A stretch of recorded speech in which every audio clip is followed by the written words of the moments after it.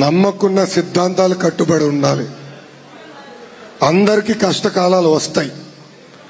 దేవుడు అందరికీ అన్ని రకాలుగా పరీక్షలు పెడతాడు. ఆ పరీక్షలని జయించిన వ్యక్తే నాయకుడు అవుతారు. చంద్రబాబు నాయుడు గారు అనేక ఇబ్బందులు పెట్టారు. తెలుగుదేశం పార్టీ కార్యకర్తలపైన అనేక దొంగ కేసులు పెట్టారు. లోకేష్ పైన కూడా 20 కేసులు పెట్టారు. అటెంప్ట్ మర్డర్ ఉందండి, 307. SC ST కేసు ఉందండి నా పైన. మొన్న గవర్నర్ గారిని కలిసినప్పుడు కూడా చెప్పా, ఆయన సుప్రీంకోర్టు జడ్జిగా పనిచేసిన వ్యక్తి.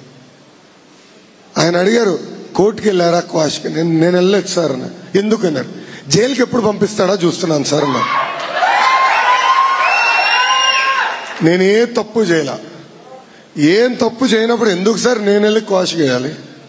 బాధ్యత ఇప్పుడు ఈ ప్రభుత్వం పైన ఉంది. నేను ఎక్కడ పారిపోయే వ్యక్తిని కాదని గవర్నర్ గారు కూడా చెప్పా. ఇట్లా ఈ ప్రభుత్వ అధికారులకు వచ్చిన తర్వాత ఏ ప్రభుత్వం చేయని విధంగా తెలుగుదేశం పార్టీ కార్యకర్తల పైన దొంగ కేసులు పెట్టారు.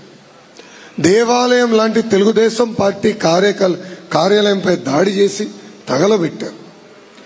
ఎవరైతే ఈ పిల్ల సైకోని గెలిపించేదానికి కష్టపడ్డారో, అహర్నిశలు కష్టపడ్డారో వాళ్ళపైన దొంగ కేసులు పెట్టి జైలుకి పంపించాడు.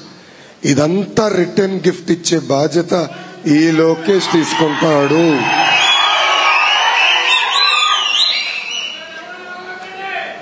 నిన్న మీటింగ్ లో అన్నీ చెప్పేశా, మళ్ళీ చెప్పాలనుకోట్లా. తెలుగుదేశం పార్టీ ఓడిపోయిన తర్వాత తల్లి లాంటి పార్టీకి వెన్నుపోటు పొడిసి ఈ పిల్ల సైకో పారిపోయాడు.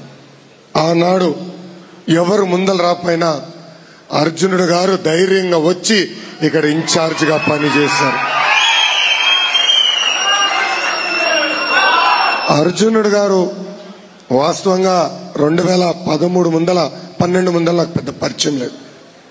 కానీ ఒక గ్రామ అధ్యక్షుడి దగ్గర నుంచి మున్సిపల్ చైర్పర్సన్ గా నేను ఎమ్మెల్సీగా ఎదిగిన వ్యక్తి అర్జునుడు గారు. అమరావతి ఉద్యమం బయట జరుగుతుంటే శాసన మండలిలో మేమందరం కలిసి పోరాడు. ఆనాడు నా గొంతు సహకరించకపోతే అర్జునుడు గారి వైపు చూసేవాడు. ఆయనకి చాలా పెద్ద కంఠం. నాకు అట్టే పక్క, నేను ఇటు కూర్చున్నా, అటు పక్కన ఆయన కూర్చున్నారు. ఇప్పుడు కూడా ఆయన పోరాటం చేసిన విధానం గుర్తొస్తుంది. చాలా కష్టపడ్డారు. ఆయనకి ఆరోగ్యం సహకరించపోయినా ఆ రోజు అమరావతి బిల్లు పైన పెద్ద ఎత్తున పోరాటం చేసిన వ్యక్తి అర్జునుడు గారు. ఈ వైకాపా మంత్రులందరూ ఒక్కొక్క ఎమ్మెల్సీకి ఇంత డబ్బులు ఇస్తామని బేరం పెట్టి లాగేదానికి ప్రయత్నించిన అర్జున్ గారు ఒకటే చెప్పారు, నేను పుట్టింది తెలుగుదేశంలోనే, సచ్చేది కూడా తెలుగుదేశంలోనే అని ఆనాడు చెప్పిన వ్యక్తి.